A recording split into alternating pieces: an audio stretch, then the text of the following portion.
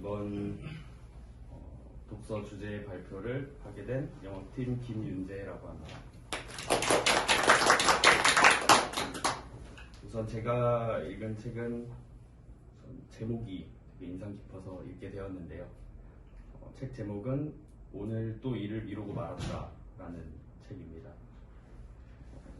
평소에도 자주 저 혼자서도 생각도 많이 하고 자주 말했던 문장인 것 같은데 되게 인상 깊어서 읽게 되었고요.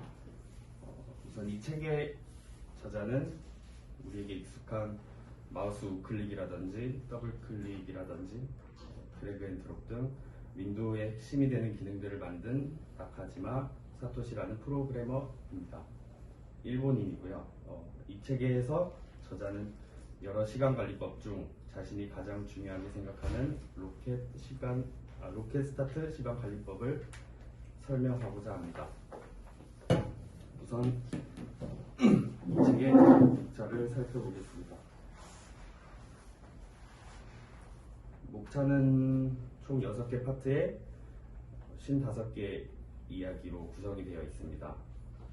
여러 이야기 중에서 많은 이야기 중에서 가장 인상 깊었던 이야기들을 선정해 보았는데요. 첫 번째로는 왜 열심히만 일해서는 안 되는가, 그리고 두 번째로는 효율적인 시간 관리가 인류를 만든다. 세 번째로는 이 책에서 가장 중요하게 이야기하고자 하는 로켓 스타트 시간 관리법이라는 주제입니다. 일을 끝내지 못했을 때 우리는 종종 시간 여유가 조금 더 있었으면 좋았을 텐데 라는 말을 하기도 합니다. 사실 이 말은 경제학적으로 근거가 있는 말이라고 합니다. 결핍의 경제학이라는 책 안에는 이와 관련된 일화가 있는데, 어떤 한 병원에서 의사는 충분한데 수술실이 부족해 수술 횟수의 한계로 골치를 앓고 있던 병원이 있었다고 합니다. 병원에서는 방안이 두 가지가 있었는데요. 첫 번째는 의사들에게 연장 근무를 시킨다. 두 번째는 수술실을 빌린다 라는 방안이 있었습니다. 그러나 병원은 이 두 가지 방안이 아닌 오히려 다른 방안으로 수술실 하나를 쓰지 않고 비워두기로 결정하였습니다. 이후 이 병원은 수술실은 줄었지만 오히려 수술 횟수는 더 높아졌다고 합니다. 이런 결과의 이유를 설명하기 전에 심리학에서는 조금 더 있었으면 좋았을 텐데 라고 이야기하는 여분의 자원을 슬랙스라고 부른다고 합니다. 이 단어는 느슨함을 뜻하는데 심리적인 여유를 의미하기도 합니다.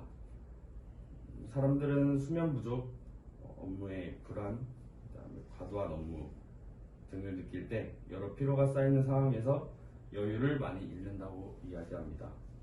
중요한 건 여유가 없는 상태가 만성적으로 지속되면 생산성과 효율성이 떨어진다는 점입니다.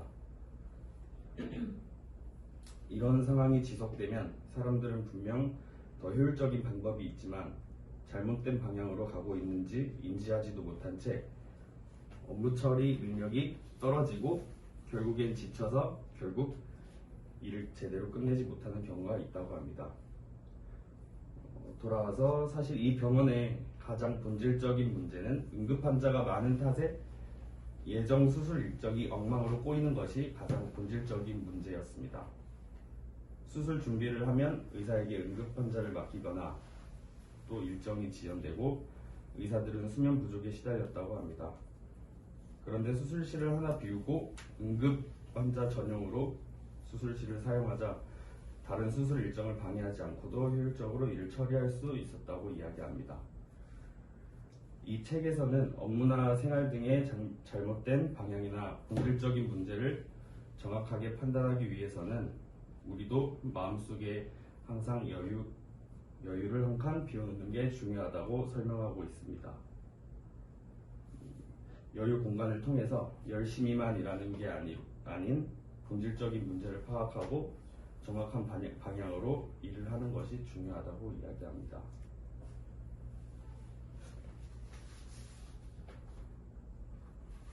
두 번째로는 효율적인 시간 관리가 인류를 만든다라는 내용입니다.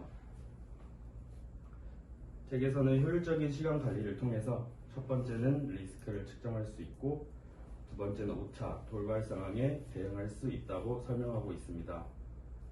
시간 관리를 했을 때 얻는 이점은 분명 업무적인 성장을 도울 것이며 일을 맡기면 안심할 수 있는 사람, 갑작스러운 돌발 상황에도 당황하지 않는 사람이라는 인식을 주변 사람들에게 심어줄 수 있다고 이야기합니다.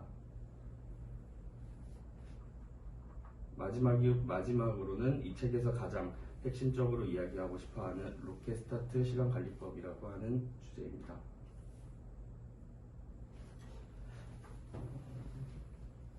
로켓스타트는 평범한 사람도 높은 효율을 낼 수 있다는 시간관리법이라고 합니다. 이 로켓스타트는 세 가지 단계로 나뉘어져 있는데요. 1단계는 일을 검토하기, 그 다음에 2단계는 20%의 기간 동안 80%의 업무를 끝내기, 그리고 3단계로는 업무 효율 높이기로 구성이 되어 있습니다.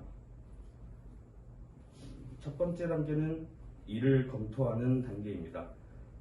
일을 혼자 하느냐 팀으로 하느냐에 따라서 차이가 있을 수 있는데 회사에 다니거나 다른 사람들과 일을 같이 하는 경우에는 우선은 일을 완성하는데 시간이 얼마나 걸릴지 먼저 파악을 하여서 초기에 마감 기한 조정이나 스케줄 조정, 그 다음에 도저히 그 기한 안에 해결할 수 없을 것 같다고 느꼈을 때 스케줄 조정을 요청할 수 있다고 합니다. 가장 중요하게 이야기하는 두 번째 단계에서는 20%의 기간 동안 80%의 업무를 끝내라는 단계입니다. 이는 로켓스타트 시간관리법에서 가장 핵심 단계라고 이야기하고 있는데요. 예를 들어서 한 가지 일을 마무리하는데 총 열흘이 걸린다고 하면 열흘 중 이 일과는 전체 업무의 80%를 끝내는 방법입니다. 이게 어떻게 가능해? 라고 생각하실 수도 있지만 완성도보다는 속도에 집중해서 해야 하는 일이 생겼다면 잡무는 최대한 배제하고 가장 중요한 업무에 최대한 집중한 뒤 초반에 그 전체 작업의 80%의 일을 처리하는 방법입니다.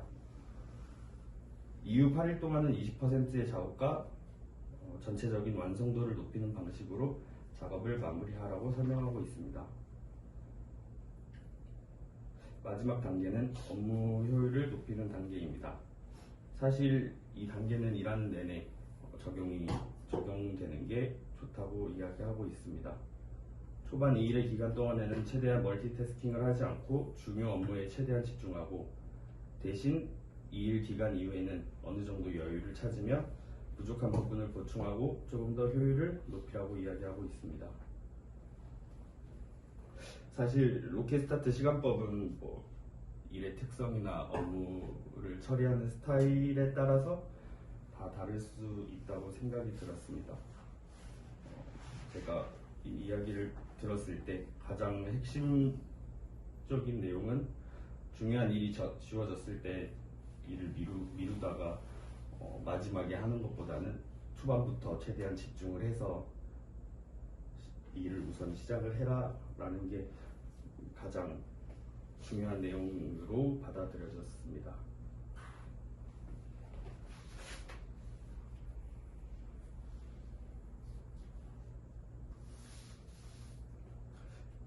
이 책은 표지 제목이 아까 말씀드린 것처럼 표지 제목이 가장 눈에 딱 띄어서 읽게 되었는데요.